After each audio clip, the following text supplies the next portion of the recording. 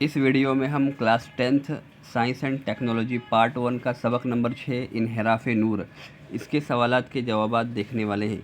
इससे पहले हमने ऑलरेडी लगभग तमाम सब्जेक्ट के ऑल चैप्टर्स हम अपलोड कर चुके हैं।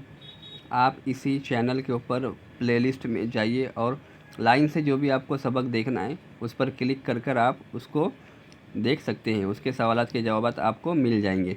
उसी के साथ साथ में हमने इस चैनल के ऊपर मैथमेटिक्स के वीडियोस को अपलोड किया है, अच्छे से एक्सप्लेन किया हुआ है। आप उसको ज़्यादा से ज़्यादा देखिए और अपने फ्रेंड्स को भी शेयर कीजिए।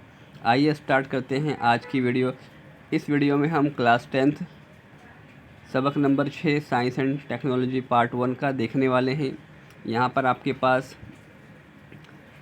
MCQ है, सवाल नंबर 3 चल रहा है। उसके बाद आपके पास यहाँ पर अददी मिसालें हल करना है। पहली मिसाल इस वाले पेज के ऊपर आपको हल कर दिखाई गई है। उसके बाद जो नेक्स्ट है वो इस वाले पेज के ऊपर कर दिखाई गई है।